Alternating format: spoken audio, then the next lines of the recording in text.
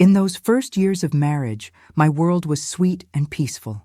I remember well the excitement of our wedding day, the day when my eyes sparkled and my heart beat faster as I looked at him, the man with whom I dreamed of spending the rest of my life. Life seemed simple, full, and full of promises. Like many women of my generation, I believed that marriage was the beginning of a fairy tale, one that would only have happy endings. And for many years, I believed I was living that fairy tale. Are you curious to find out how it all happened? Then subscribe to the channel now and leave a comment telling me where you're listening to this story from. I love to know where you're following me from. And look, if I were you, I wouldn't miss what's coming up. The truth I'm about to reveal will move you in ways you can't even imagine. Are you ready? We met when we were still very young, in a time when things were simpler, relationships more straightforward, and expectations clearer. He had something that fascinated me, a strong presence, a security that seemed unshakable. I felt that by his side, the world was at my fingertips. I worked tirelessly, my hands calloused from hard work, to build our home, to care for our children, and he, by my side, always said that everything we were achieving was the result of our efforts, our union. Nothing seemed more real, more true. I thought I was doing what any woman should do: give love, take care of the family, support my husband. But what I didn't know was that behind this facade of happiness, something was about to happen that would change my life forever. It was an ordinary morning, and I was sitting in the kitchen preparing coffee, just as I always did. The smell of baking bread and freshly brewed coffee was a routine I found comforting, a symbol of my peaceful and organized life. When he came home that morning, something was different. It wasn't anything visible, nor something I could touch or see immediately. It was just a feeling. He seemed distant, his eyes focused on something I couldn't understand. Maybe it was just tiredness, I thought. He always had so much work, always worried about bills, about the future. But this strange feeling wouldn't leave me. I began to notice small changes in his behavior. He started coming home later. His excuses began to sound forced, and our conversations became more shallow. The smile he used to give me when he came home was no longer the same. He seemed like a different man, as though he was pulling away from me, as if there was something or someone else, a mystery I couldn't unravel. I felt there was something in his behavior that didn't match the life we had built together.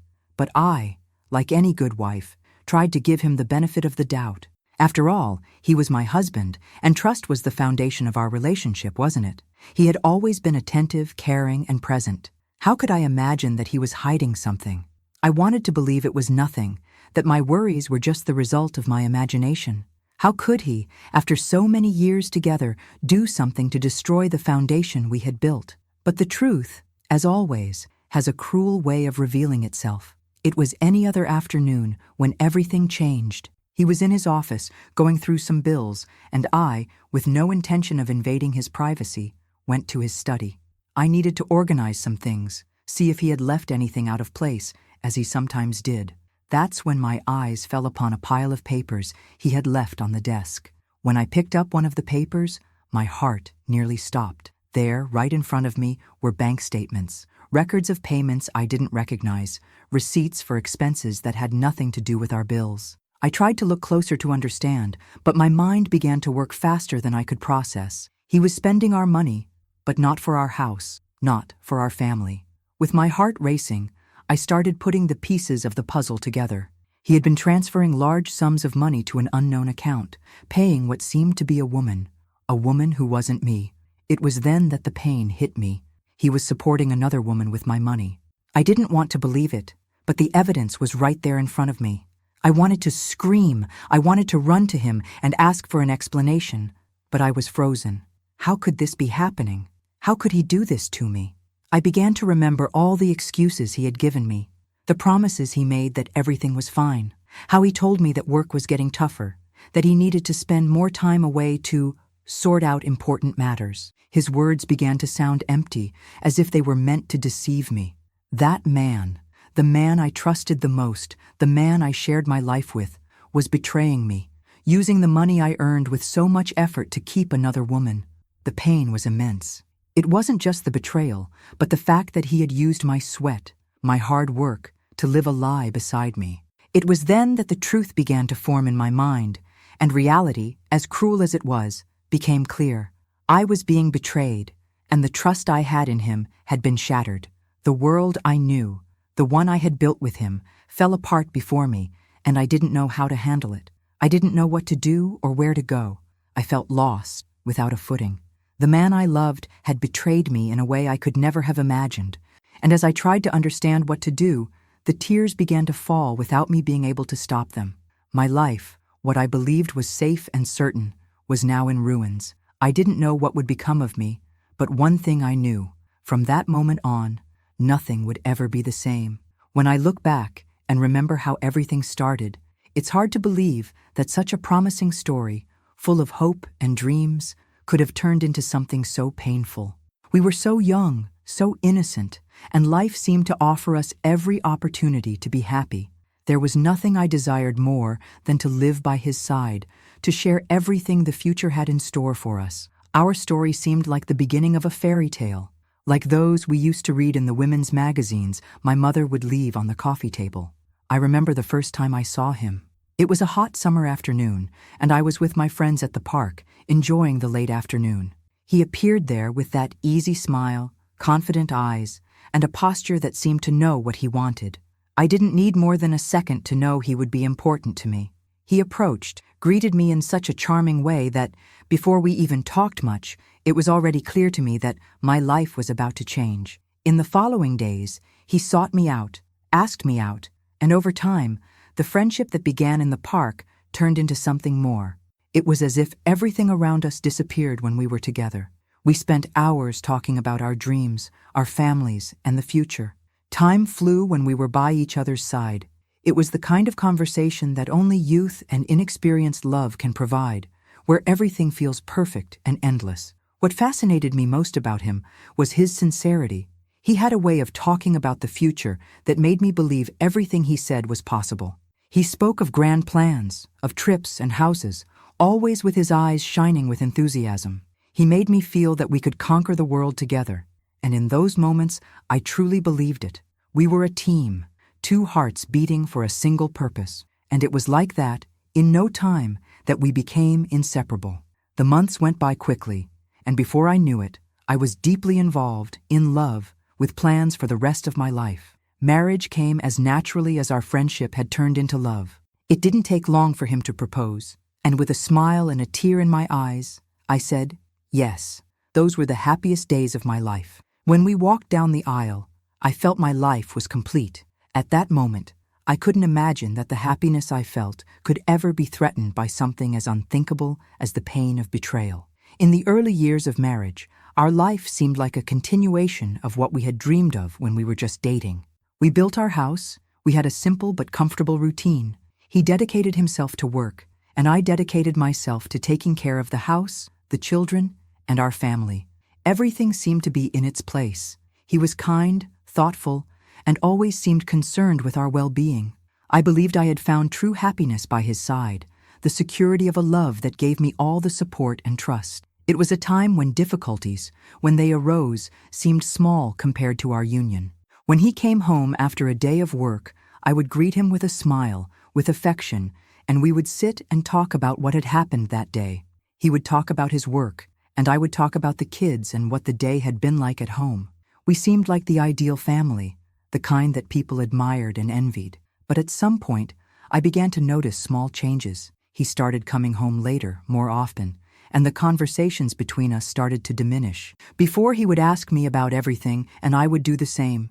But now it seemed like he was becoming more distant, in a silence I couldn't understand.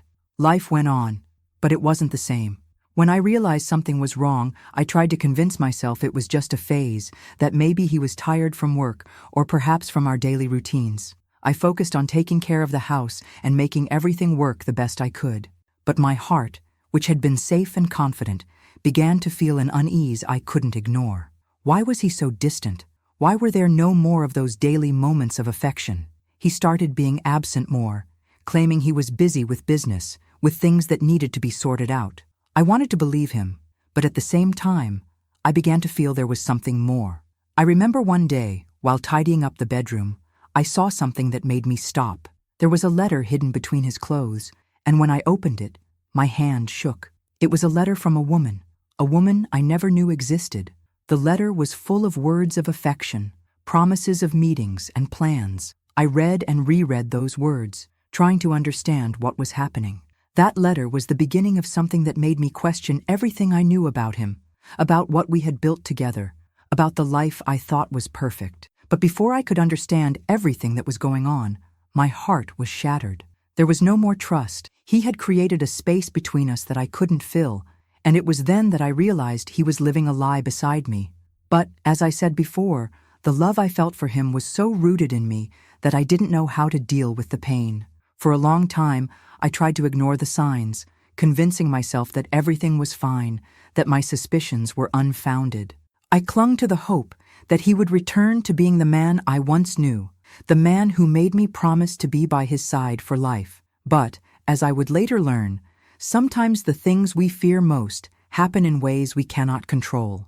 I didn't yet know how much my life was about to change. What was about to happen was something I could never have imagined.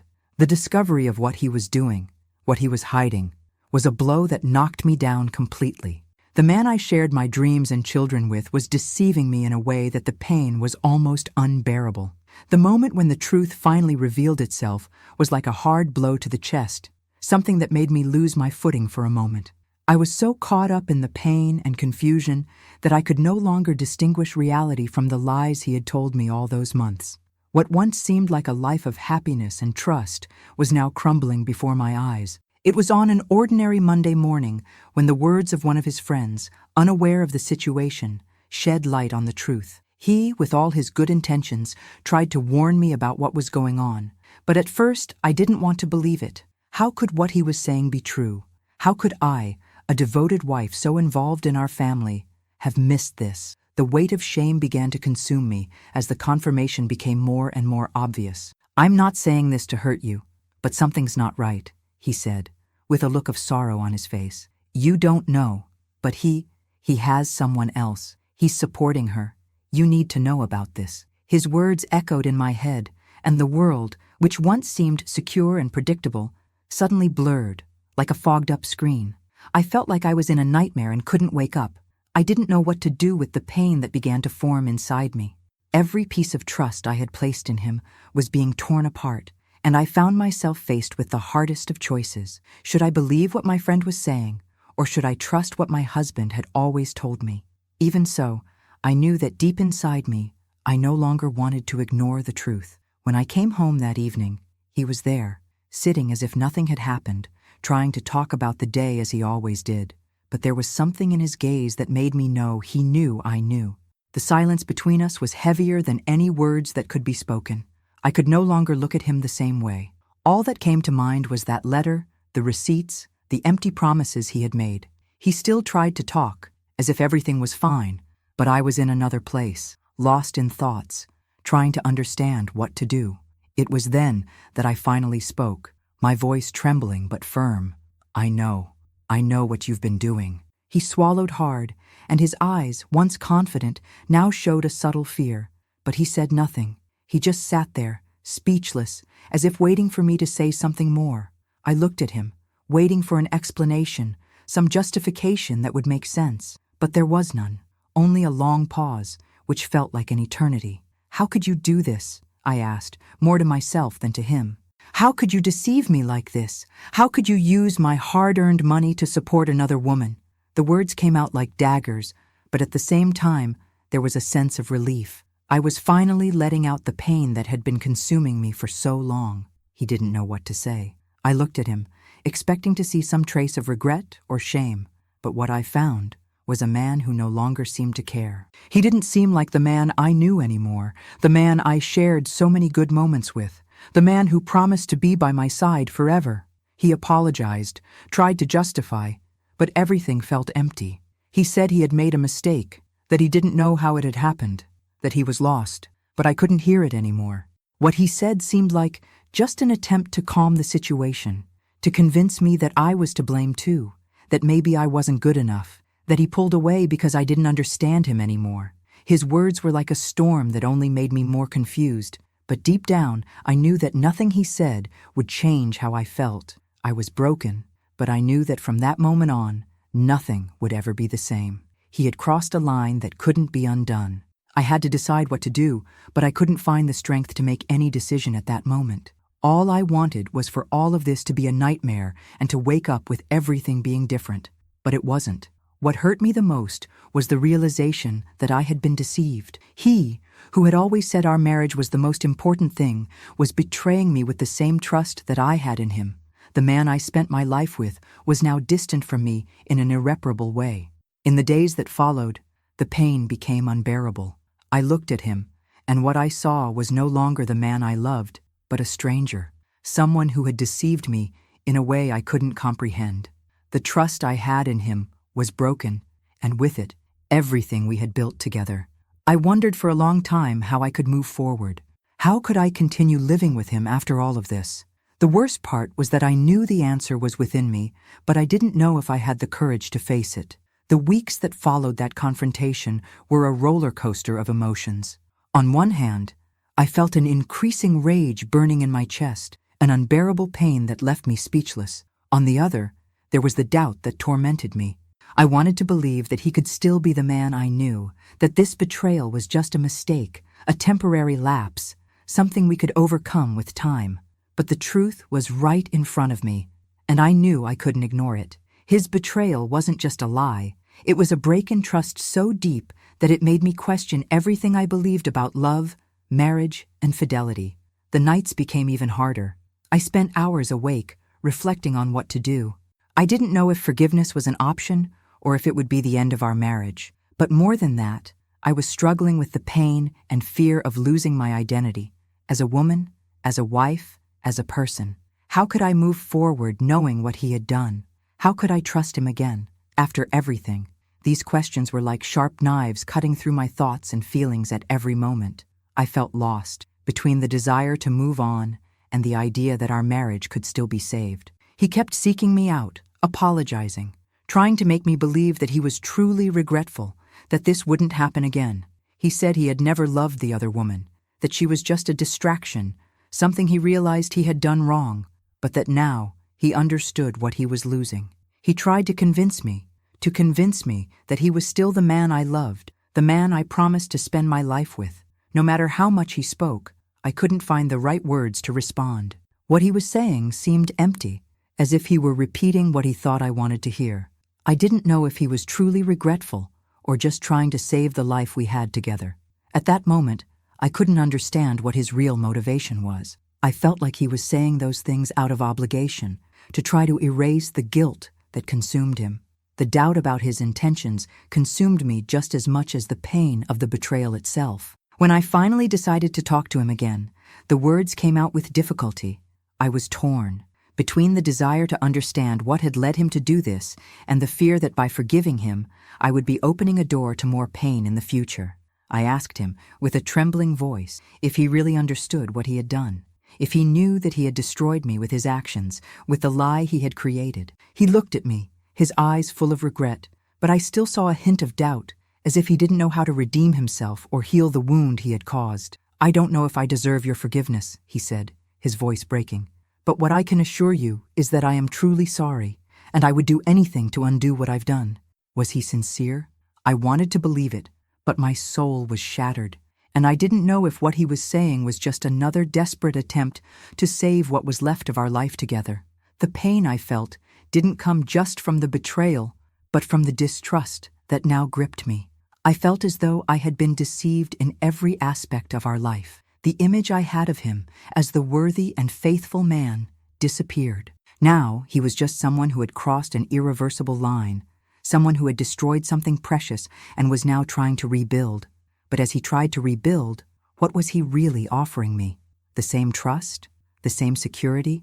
Or an empty promise that it would never happen again? Forgiveness, at that moment, seemed like a word too difficult to say. How could I forgive someone who caused me so much pain, so much uncertainty? How could I look at him and believe that everything could go back to how it was before? Doubt became a constant companion. I wondered if, by forgiving him, I would be giving up my dignity, my self-worth, the very things that made me who I am. I wanted to believe he could change, but at the same time, I knew I couldn't erase what he had done. I knew that forgiveness wouldn't come easily, but something inside me began to calm down, as if the pain was preparing me for what was to come. It wasn't a simple decision. It wasn't something that could be resolved with a simple act of kindness. I knew that, to forgive, I would need much more than empty words. I would need to find a way to heal my wounds, to restore what we had, and that wouldn't happen immediately. Time passed, and I began to realize that forgiveness, although necessary, wouldn't be something that would come naturally to me.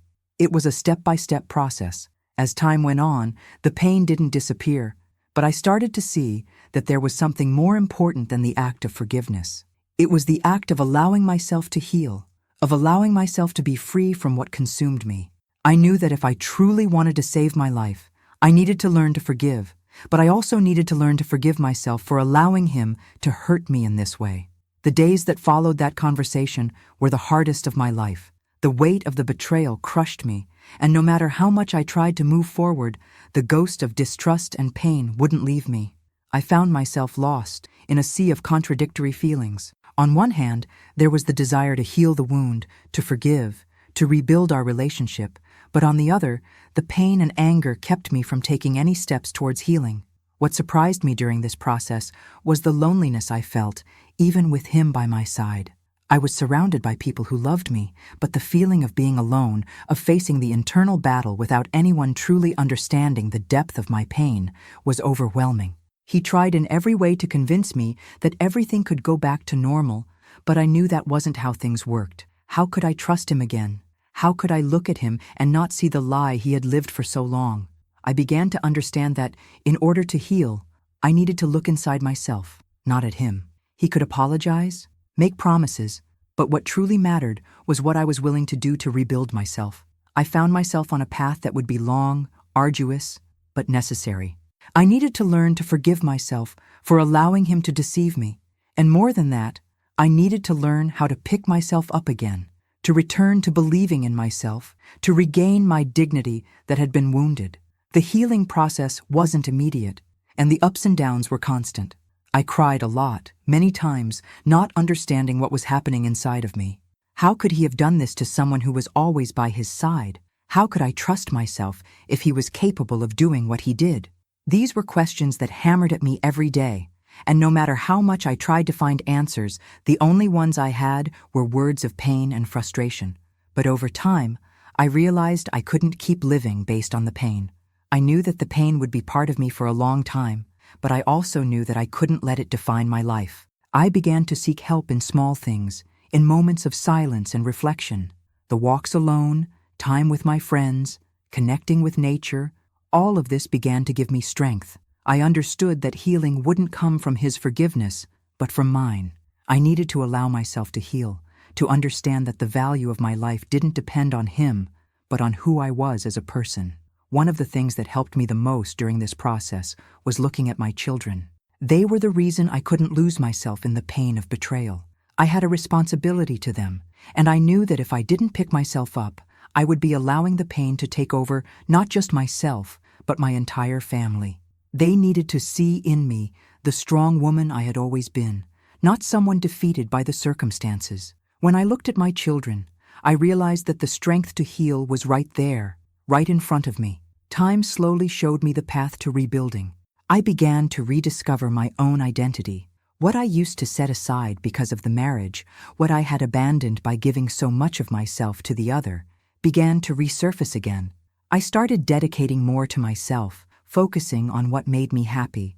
I learned that happiness didn't depend on him, nor on our relationship. It depended on me, on my ability to rise again, to reinvent myself. I began to take care of myself again, to love myself, to do things that brought me joy and fulfillment. Over time, I realized that forgiveness wasn't a favor I would do for him, but a release for me. I needed to release the anger, the resentment, the pain that kept me tied to the past. Forgiving didn't mean he was right or that what he did was okay, but it meant I was ready to move forward. It was the only way to recover my peace, to free myself from the emotional burden that consumed me. With time, he continued to try, to ask for my forgiveness, to promise change. And although I still had doubts, I began to realize that the biggest step was the one I was taking for myself. I didn't know if our relationship would survive or not, but I knew that I would survive, and that was the most important thing. I was strong enough to rebuild my life, even if it wasn't by his side. The days that followed that confession were marked by doubt. I knew that something inside me was no longer the same. How could I look at the man with whom I had spent so many years of my life and still find in him the love and trust I had always felt? How could I rebuild a home where the foundation of trust had been destroyed? The worst part was the feeling that, despite the pain, I still felt something for him, as if love, despite the betrayal, was still present, but now mixed with distrust and the fear of being deceived again. I knew I needed to make a decision, but the truth was that this decision was not so clear. The love I felt for him was irreparably tainted, but at the same time, there was a part of me that still believed we could overcome this. I wanted to believe that he was truly regretful, that he could change, and that our marriage over time could be rebuilt. However, the pain was so present that I wondered if it would be possible to trust him again, or if our relationship had reached its end, even though I wasn't ready to accept that. What bothered me the most was the idea of moving forward with him, after everything. It wasn't just the fact that he had betrayed me, but the fact that he had used my trust and my money to feed a lie. He had been supporting another woman with what I had worked for, with the sweat of my labor. That hurt in such a deep way that with each passing day, I felt more distant from him. I wanted so much to believe that he was the man I loved, but the truth was that on many nights I looked at him and saw only a stranger. He no longer seemed like the same man, and I didn't know if I could see him any differently.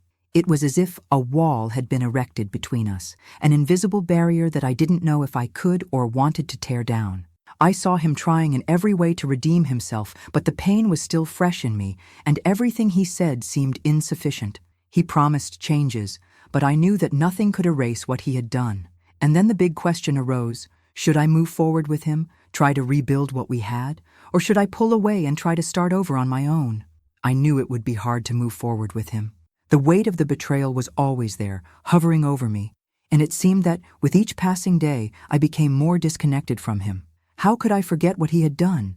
How could I trust someone who had deceived me in such a deep way? On the other hand, the idea of living without him also haunted me. I still loved him, even with everything that had happened, and I knew he was trying in every way to win me back, but was what he was offering enough to erase the pain of the betrayal? I didn't know. Then, one quiet afternoon, as he tried once more to get closer to me and convince me that he was sorry, I realized something. He wasn't doing this to win me back. He was doing it because he knew he had destroyed the trust we had. What he was offering wasn't a magical solution. It wasn't a promise that everything would return to normal. He was trying, in every way, to show me that he was willing to change, but I knew that change wouldn't be easy. I would also have to change. I would have to learn to look at him and not see the lie. I would have to learn to trust again, to believe that he could be the man he said he wanted to be. It was then that I realized the decision wasn't just about him, but about me. I needed to decide what I wanted for my life. I needed to decide if I wanted to stay with him and try to rebuild what we had lost, or if, no matter how painful it would be, I should move on alone. Forgiveness, I knew, would be an important step, but it would also take time. It wouldn't be something simple or quick, but forgiveness wasn't just for him, it was for me. I needed to free myself from the pain he caused, even if he was the man I still loved. So, as hard as it was, I decided that we needed to take it one step at a time. I didn't know if we could rebuild the trust, but I knew that the decision to move forward was something I had to do for myself, regardless of what happened with him. He was doing his part to win back my trust, but I also needed to do mine, to allow myself to heal, to allow myself to move forward, whether by his side or not. The process of rebuilding was more challenging than I could have ever imagined. When I decided to try to rebuild my life, I didn't know where to begin. The pain was still a constant presence, but at the same time, there was a growing determination in my heart. With each step I took, I felt stronger, more capable of facing the truth and taking control of my life again. But what scared me the most was the idea of starting over, without knowing what the future held. I knew the first thing I had to do was reconnect with myself. For all the years I had lived by his side, I had put myself second. I lost myself in the needs of our family, in the routine of marriage, and I neglected who I truly was, my dreams and my aspirations. I had dedicated so much of myself to the other that when I looked in the mirror, I hardly recognized myself. The woman I was before all of this seemed distant, like someone from another life. That's when I began asking myself, who was I, really? What did I want from life, besides trying to fix what had been broken? And more importantly, how could I heal if I didn't give myself space to breathe, to feel, to live? I knew the answer wasn't going to come from anyone but myself. I had to find myself again, rediscover my own identity, and above all, learn to love myself. It was a slow process. I began to give myself permission to feel the pain, but I also began to realize that it wouldn't define me. The nights when I cried endlessly, not knowing how to move forward, became less frequent. I allowed myself time to reflect, to understand my feelings, and what I really wanted for my future. Slowly, I began to realize that I didn't need to keep living in the pain. I knew that the pain would be part of me for a long time, but I also knew that I couldn't let it define my life. I could finally start over, and that meant starting to reconnect with my own passions and interests. I began doing things for myself without worrying about what he would think. I took up activities I had put aside, like painting, writing, and even taking small walks alone. I allowed myself to rediscover the joy of being in my own company, of feeling good about who I was. I began to understand that happiness didn't depend on him, nor on our relationship. It depended on me, on my ability to rise again, to reinvent myself. I started taking care of myself again, loving myself, doing things that brought me joy and fulfillment. Over time, I realized that true strength wasn't in being able to forgive, but in being able to forgive myself for allowing this to happen, for letting my trust be broken. My recovery wasn't about the forgiveness I would offer him, but the forgiveness I would offer myself for believing that things would always be easy, for settling into a marriage that, while filled with good moments, was no longer healthy. I knew that trust couldn't be rebuilt overnight, but I realized that, little by little, I could begin to trust myself again. And the first person I needed to trust was me. I was reconnecting with my own essence, with what made me who I am. The pain of the betrayal started to transform into strength. The anger became determination. I knew that, in order to move forward, I couldn't carry the weight of resentment and doubt, and by freeing myself from it, I felt the weight lifted from my shoulders. I dedicated myself, to my children, and to what truly made me feel complete. While the wound was still open, I began to heal from the inside out. Each small victory, each step I took toward what made me feel good, was one step closer to the freedom I so longed for.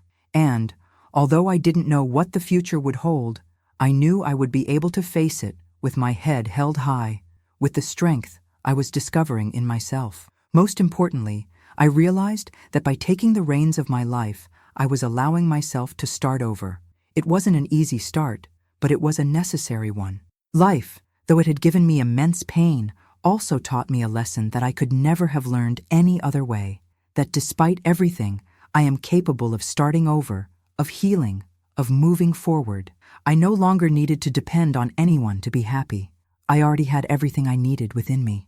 Time passed, and as the pain of betrayal began to transform into strength, a new reality started to form within me. I knew that the decision to stay or leave couldn't be postponed any longer.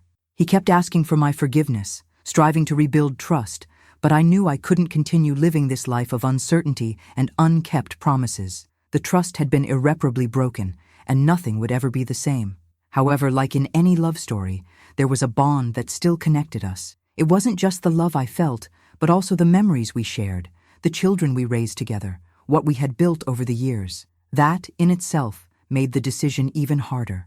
I loved the life we had, but what remained of it was a distorted version, one that I no longer knew how to embrace.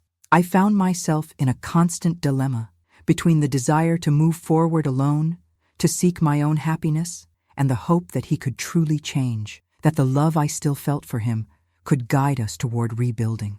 But as the days passed, that hope was slowly fading, like the light of day receding at dusk. I knew I had to be honest with myself. I could no longer see him the same way. He was no longer the man I knew, the one I trusted, the one who shared dreams and promises with me. He had become a stranger, and that truth was hard to swallow. The weight of the decision was pressing on my shoulders. I knew that regardless of my choice, there would be pain. If I decided to stay with him, I would be living with constant doubt, with the insecurity of knowing that he could betray my trust again.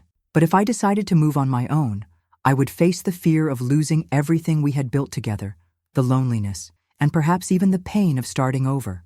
But something inside me told me that the only way to find peace was to truly take control of my life and move forward, no matter how difficult it would be. One moment of reflection, while he was away on a business trip, I sat alone in our bedroom, looking at the pictures that decorated the walls. Each image, each memory, represented a chapter of our life together.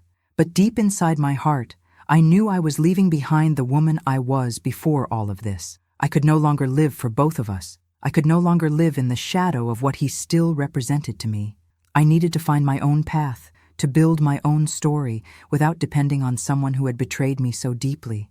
Forgiveness, no matter how much I wanted to offer it, was no longer in my hands. Forgiving didn't mean forgetting, nor pretending that nothing had happened. Forgiving meant freeing my soul from the pain, the anger, the resentment that consumed me. And that, to be honest, I wasn't ready to do. I knew that forgiving would be a necessary step, but it wouldn't be an easy one. He still needed to show, not with words, but with actions, that he was willing to regain my trust again. But I knew that this reconstruction, if it happened, would take much longer than he imagined. So when he came back, I knew the conversation we would have would be decisive. I looked at him, and as much as I loved him, I knew my life could no longer continue in uncertainty, in the fear of what might happen next. I needed answers, clarity, and more than anything, I needed to know what he really wanted. I needed to know if he was truly willing to make changes, not just for himself, but for us. And the change, I knew, wouldn't happen overnight. It would be a long and difficult process, but I needed him to be willing to walk alongside me, as a partner, with sincerity and respect. He looked at me, trying to show an expression of genuine regret, but I knew it wasn't enough anymore. I needed to see actions, not just hear words. I listened to him talk about how he regretted what he had done, how he knew he had lost me, how he wanted to make it all right again. But deep down, something inside me still had doubts. I wanted to believe, but I was so hurt, so insecure about the future that I wondered if it would be possible to restore what we had. At that moment, I made a decision, perhaps the hardest one of all. I told him that I needed more time to think, that I couldn't make a decision in haste. I knew that the pain still consumed me, but the clarity I needed would only come when I truly allowed myself to heal.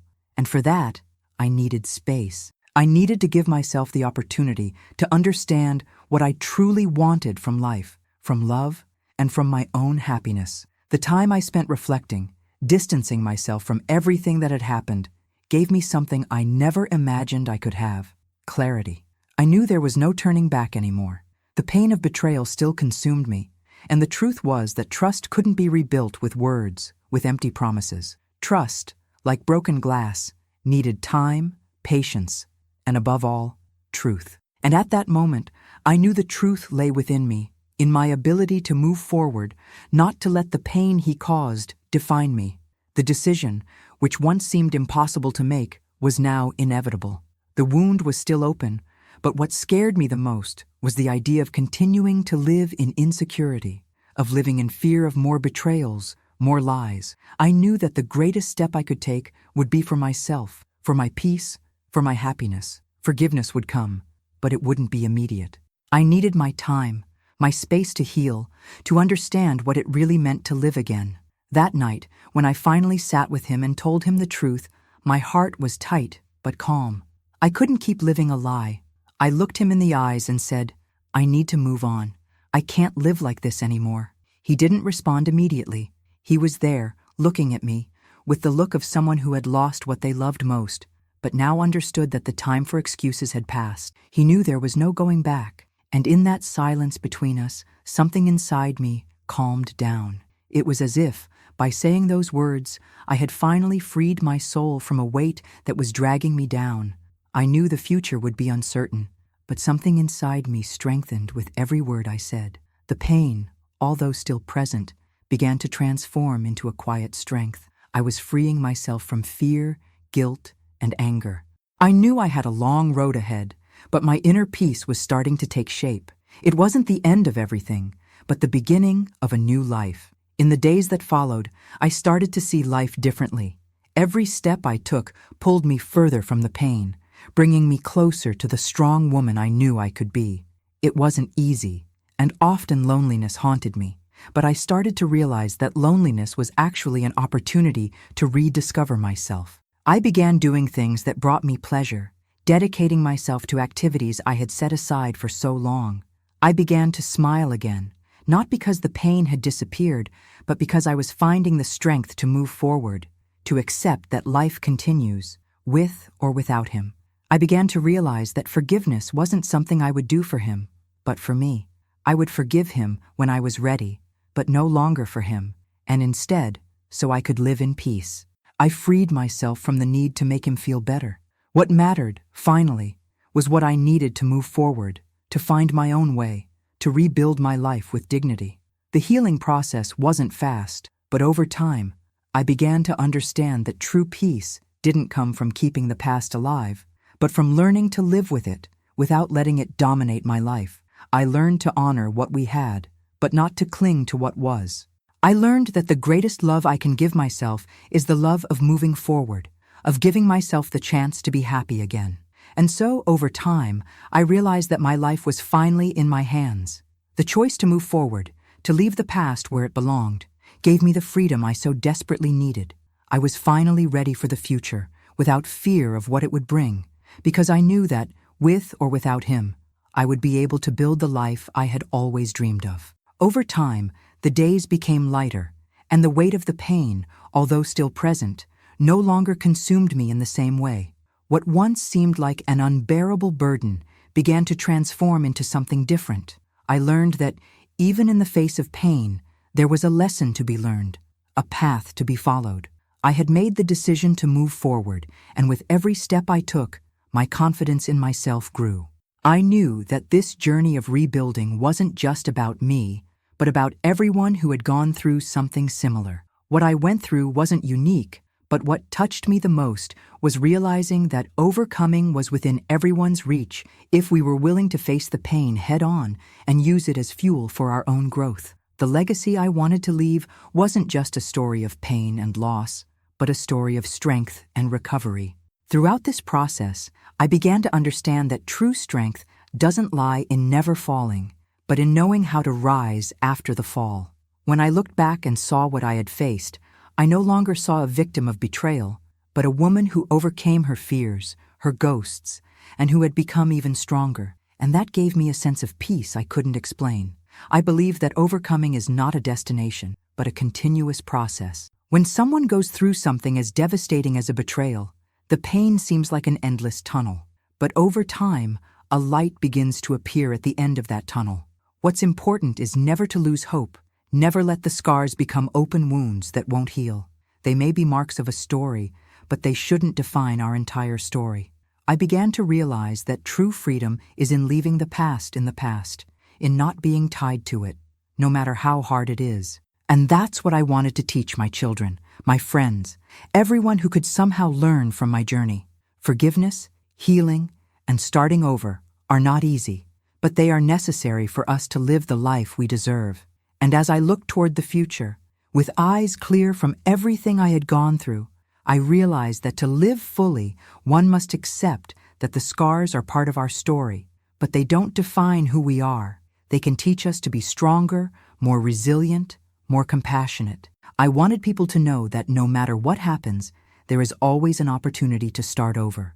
There is always a chance to reinvent yourself. Today, when I look at everything I've lived, I no longer see pain as the protagonist of my story. The protagonist is the woman who, despite everything, rose up, who, despite the adversities, never stopped believing that life still had something to offer. The legacy I leave is not a story of suffering, but a story of overcoming, courage, and renewal. Time has a peculiar way of healing wounds, transforming pain into memory and memory into wisdom. I knew that, although the past would always be part of me, it wouldn't define me. Each day, I realized more that life still had so much to offer me, that there were still many moments of happiness waiting for me. The experience I lived, as painful as it was, also taught me to appreciate the small things in life, the things that really matter. Today, looking toward the future, I am no longer afraid to move forward. I'm no longer afraid to build something new, to start over, to allow life to surprise me again. What I lived doesn't define me, but what I learned from it does. I learned that I'm stronger than I thought, that I can be happy again, that I can build a future without the weight of betrayal consuming me. I never imagined that one day I would be able to look back and see the pain as something that, in some way, transformed me into a better person. I'm not saying that the pain was easy or that the scars disappeared. They're still there, somewhere, reminding me of what I lived. But today, I see them as marks of resilience, marks of someone who knew how to rise again, someone who learned to forgive herself and free herself from what the past represented. Now I can look at my children with the certainty that, despite everything, I did the best I could. I taught them the importance of facing life's challenges, of knowing how to forgive, but above all, of knowing how to value themselves. They are my strength, my reason to keep going, and they remind me every day that no matter what happens, we always have the power to choose our own path. I also learned to value myself, to no longer lose myself in relationships that don't serve me, to no longer be swayed by others' expectations of me. Today, I am the woman who chooses her own happiness, who recognizes her worth, and who knows that, regardless of the circumstances, there is always a new chance, a new opportunity to start over. The future, with all its uncertainties, no longer scares me. On the contrary, it excites me. I know I can face any challenge that comes my way because the greatest achievement is not in the things we have, but in what we're capable of building within ourselves. I learned that true freedom comes from within, and that happiness isn't in finding perfection, but in knowing how to live with our imperfections, learn from them, and keep growing. Today, I see the world with different eyes. I know that life is made of ups and downs, but I also know that we are capable of getting up, stronger and wiser, after every fall.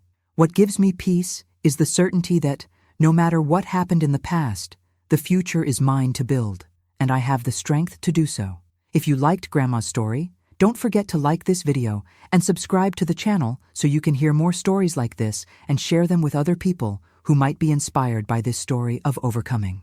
Tell me in the comments, have you ever been in a similar situation? How did you react? A kiss on the heart from all of you. And until the next story.